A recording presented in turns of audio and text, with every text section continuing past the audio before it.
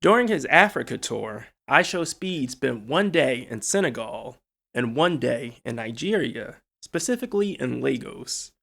I spent 10 days in Senegal and a week in Nigeria, and I'm going to tell you the top 5 places and things iShowSpeed missed. First is one of the greatest institutions in Africa that stewards almost 20,000 pieces. It is Le Musée des Civilisations Noires, the Museum of Black Civilizations. The museum is dedicated to showcasing the history, cultural heritage, and global contributions of Africans at home and abroad, with artifacts from across the continent and several simultaneous exhibits. In my opinion, the museum truly lives up to its name. Next is a place that is beautiful in terms of the natural environment, yet possesses a deep, challenging, and emotional history. Speed saw a couple of similar sites in other countries, including Nigeria's neighbor, Benin. I'm talking about Badagry in Lagos State. The coastal town is very close to the border with Benin and is strongly tied to that country via the Porto Novo Creek. Badagry was a key slaving port in the region in the mid to late 1700s and did not delink from transatlantic slavery until 1886. On Gabarifu Island, you can walk along the same route that captives were forced to walk before being shipped across the Atlantic. Along that route is a water well that was cursed, that captives were forced to drink from to forget their history and their sense of self before being sold to European slavers. At the end of the route is the point of no return, the embarkation point for hundreds of thousands of captives over the centuries. Next is one of the most unique, naturally occurring features in the world. A short distance away from a scenic setting where adrenaline junkies like myself can have some fun. I'm talking about the saltiest lake in the world.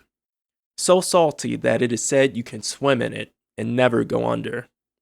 That has a pink color resulting from its high salinity and the type of algae present in it.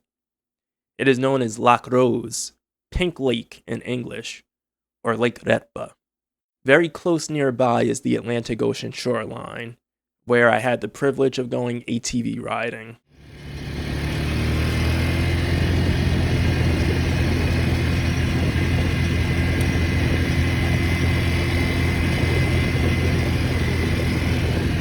This was one of the absolute highlights of my trip, and I know Speed would have loved hitting the ATV for the stream. Before we jump to the next thing Speed missed during his Africa tour, are you finding value in the information that I'm sharing? My mission is to use my travels to Africa to inspire the African diaspora, to learn about, travel to, and connect with the regions our ancestors hailed from. So if that resonates with you and you are finding value in this information, please hit the subscribe button to support the channel, and you can find the link to my Ko-fi page in the description below if you'd like to leave a tip. Thank you.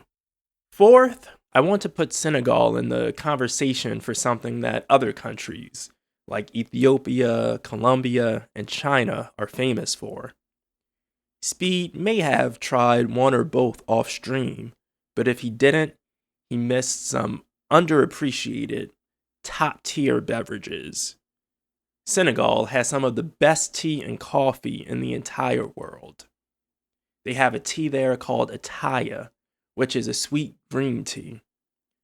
While I'm personally not the biggest tea drinker, I would drink Ataya every day if I could. In general, though, I prefer coffee over tea, and in Senegal they have a coffee there called Café Touba that is amazing. I can't even begin to tell you how much I love that coffee. And fifth is another site that will take you high above sea level. About 90 minutes north of Lagos, in a city called Abeokuta. It's a place with sacred shrines, caves, and tunnels that helped determine the outcome of a war. I'm talking about Olumo Rock.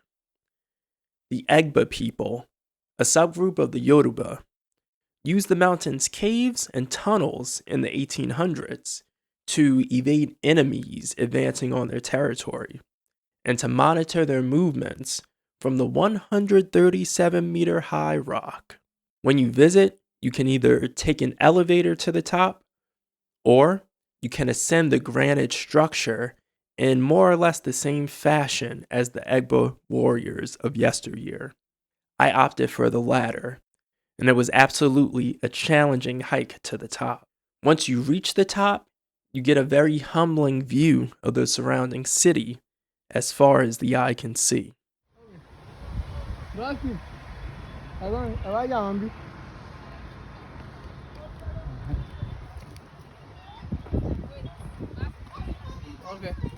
In this video, I cover the top 5 places and things Speed missed in Senegal and Nigeria during his Africa tour at the end of 2025 into the beginning of 2026.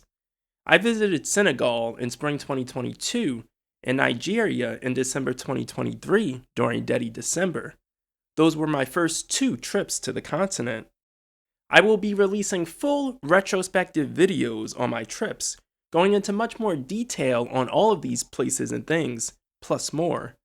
If you can't wait and want to learn more about what Senegal and Nigeria have to offer, you can check out my expanded videos on what Speed missed in Nigeria and what Speed missed in Senegal.